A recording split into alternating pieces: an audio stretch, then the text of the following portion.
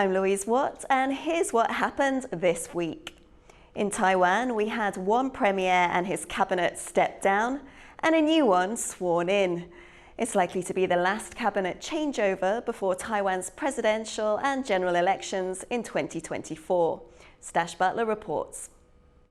Think of it as a kind of spring cleaning. Taiwan's government is sweeping out its cabinet of top officials, and now here at the presidential office, it's swearing in a new one. It's an effort to freshen up the country's leadership after the ruling party suffered a crushing defeat at recent local elections. Taiwan's vice president led proceedings on Tuesday. He welcomed back his predecessor, Chen Jianren, as the country's new premier, taking over from Su Zhentang. Here's the formal ceremony where Su, on the left, formally hands over the premier's seal. Su had to say this after 4 years in office. 我会由衷地感谢这个国家、这块土地、这2300万人给我的栽培机会恩赐。 The new cabinet has several new faces, including new ministers for culture and for finance. There are also more women, 7 this time compared to 4 before. It's still a long way short of parity. Overall, though, most ministers have kept their jobs, and Taiwan's new premier says they're up to the task of leading Taiwan forward. 作为人民的公仆，真正的权利就是服务，权力越大，责任也越大。就像圣经中所说的，你们中间谁要为首的，就必须做众人的仆人。 But Chen faces serious challenges, turning around a sluggish economy, bringing down sky-high housing prices, and dealing with ever more frequent acts of aggression from China. It's a big task for Taiwan's new premier, and on top of all of that, the ruling Democratic Progressive Party will be looking for Chen to do one more thing, and that's convince voters that the party is ready to lead again before next year's presidential election. Leon Lien and Stash Butler in Taipei for TaiwanPlus. And staying with politics, the new president-elect of the Czech Republic this week found himself having to defend a telephone conversation he had with Taiwan's President Tsai Ing-wen. The call was a diplomatic breakthrough for Taipei, which has no official relations with Prague. Here's James Chater. Taiwan's President Tsai Ing-wen congratulating the Czech Republic's President-elect Petr Pavel on his landslide election victory. The call between the two leaders breaks with diplomatic precedent. The Czech Republic doesn't have official diplomatic ties with Taiwan. Direct contact between Taiwan's president and the head of a country that doesn't recognize Taipei is rare. But Tsai was among the first leaders Pavel called, joining Ukrainian President Volodymyr Zelensky. Analysts say that reflects the former NATO general's foreign policy priorities. He is a strong supporter of Ukraine and Taiwan. He really sees Russia and China as the major threats to our democracies, not only in Europe. It's not only given his military background, but he really feels about it. He spoke about it during the campaign in previous years as well. So that's why it's happening, but it's no coincidence because Czech Republic also has a government which is openly supporting Taiwan as its official government policy. Pavel campaigned on a pro-West platform. He supports Czech membership of the EU and NATO, as well as the country's aid to Ukraine. Pavel will replace Milos Zeman, the socially conservative president of 10 years that backed closer ties with Beijing. In his victory speech, Pavel promised to return truth and dignity to the Czech leadership. Já jsem přesvědčený, že tyto hodnoty sdílí naprostá většina z nás a že rozhodně stojí za to, abychom se snažili, že budou součástí našich životů a aby se také vrátili na hrad a do naší politiky. In recent years, the Czech Republic has been a strident supporter of Taiwan. A Taiwanese delegation visited the European country in July last year, and in a 2020 visit to Taiwan's parliament, the head of the Czech Senate infuriated China when he told Taiwanese lawmakers, "I am Taiwanese." The new president-elect is expected to be part of an ongoing review into the Czech Republic's Taiwan policy, due to be published later this year. I would expect, from what I know, that there'll be a lot of, let's say, new initiatives between Czech Republic and Taiwan on governmental or even presidential level as well. Pavel is due to take office in March. His call to Tsai, evidence that Taiwan is increasingly at the forefront of European leaders' minds. Ethan Pan and James Chater for TaiwanPlus. We all remember former US Speaker Nancy Pelosi's visit to Taiwan in August. That set off China's fury and more military activity around the island. Now Pelosi's successor, Kevin McCarthy, is reportedly mulling his own trip to Taiwan. He says China, quote, cannot tell me where I can go. James Chater has this story. US House Speaker Kevin McCarthy emerging from the White House. The Republican here responding to questions about reports he will travel to Taiwan in spring this year, with pointed remarks for Beijing. Any reaction to China's warning against visiting Taiwan for you? I don't think China can tell me where I can go at any time, at any place. US political news daily Punchbowl News first reported the Pentagon was in the early stages of planning the House Speaker's trip to Taiwan. Beijing urged Washington against the visit. 中方一贯反对建交国同中国台湾地区开展任何形式的官方往来。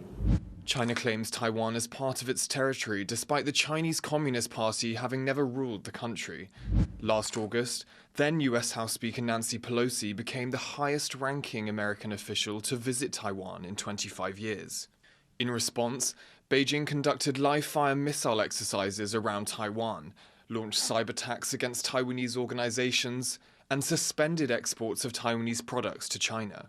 On McCarthy's reported visit, Taiwan's foreign ministry told TaiwanPlus, Taiwan's representative office in the US maintains a good relationship and close communication with the office of Speaker Kevin McCarthy. As to whether the two sides have met, in line with US-Taiwan practice, we cannot comment at this time. But Taiwan did not confirm Pelosi's visit to the country until she had touched down in Taipei. US Secretary of State Antony Blinken will meet with Chinese officials in Beijing in the next few days.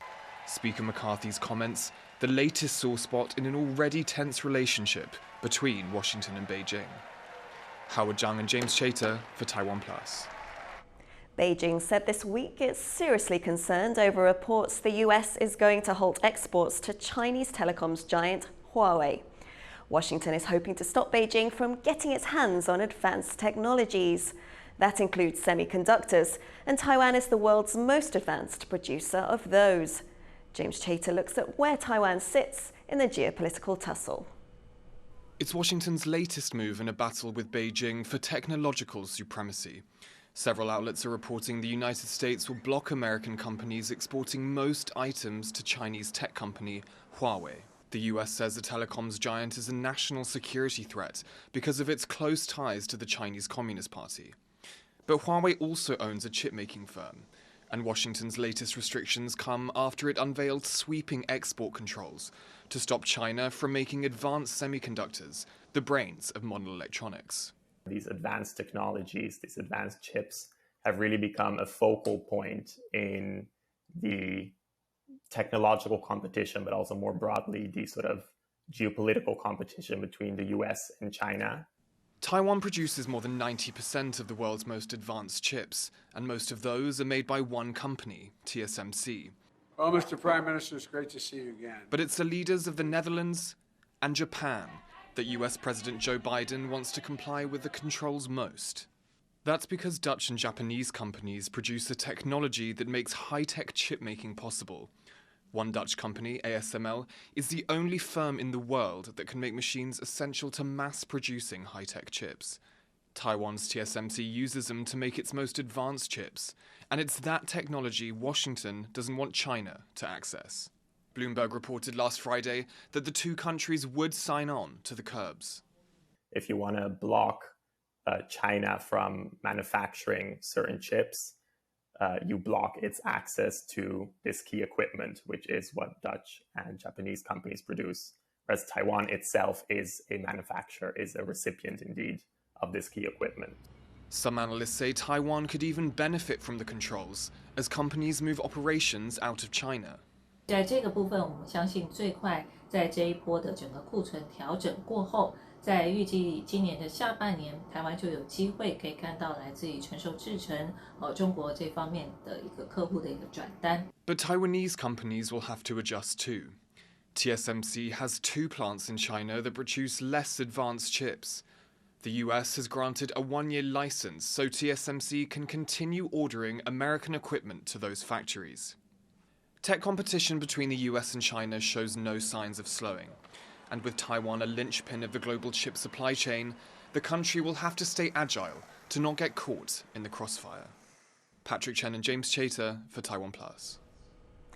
Big news this week for hundreds of same-sex couples in Taiwan. While the country legalized same-sex unions in 2019, if you are from Japan or Singapore or anywhere else where gay marriage is not legal, then you could not marry your Taiwanese partner.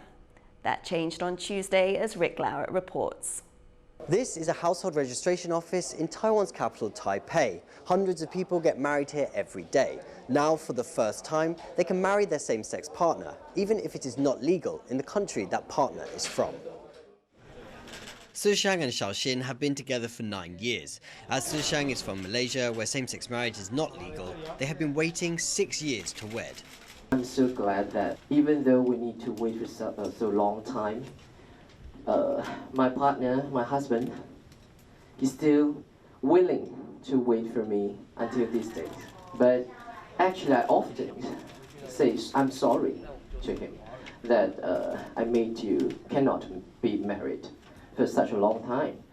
Taiwan legalized same-sex unions in 2019, becoming the first country in Asia to do so. But marriages were only recognized if both partners were from countries where same-sex marriage is legal, ruling out the possibility of marriage for hundreds of LGBTQ Taiwanese. Now, only same-sex marriages involving Chinese nationals are not allowed. Despite the advances, transnational couples here say they felt left behind when the rest of Taiwan's LGBTQ community celebrated equal marriage rights. Now, Taiwan has made a historic step towards genuine inclusivity. Alex Chen and Rick Lauert for TaiwanPlus.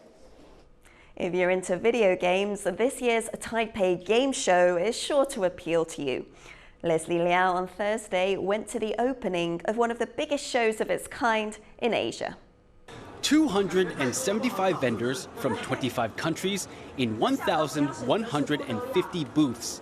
That's what you can find at this year's event, running from February 2nd to February 5th. This year's event is immersive, with scenery straight out of video games and people cosplaying as popular game characters.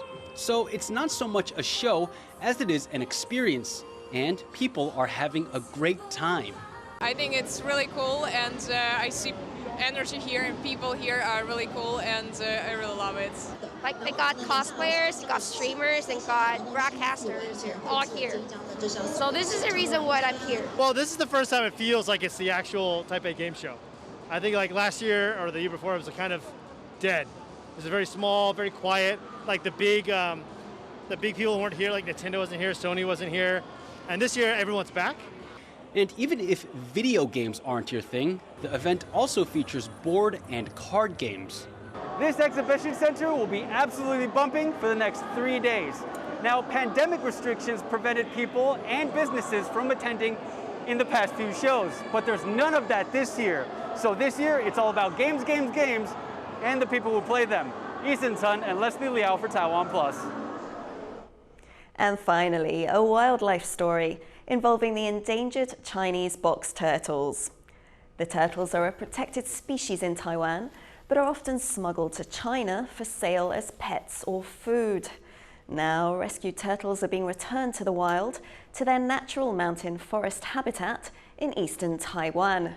Conservationists hope this will help the local turtle population to grow. They also plan to check up on the area to prevent poaching and to see how the turtles are doing. Thank you for watching Here's What Happened. Remember to download the TaiwanPlus app for more stories from Taiwan and around the world. Finally today, we leave you with images of a Taiwanese locomotive arriving in Wales on loan after a 2-month, 10,000-kilometre journey. I'm Louise Watt. Take care, and we'll see you next week.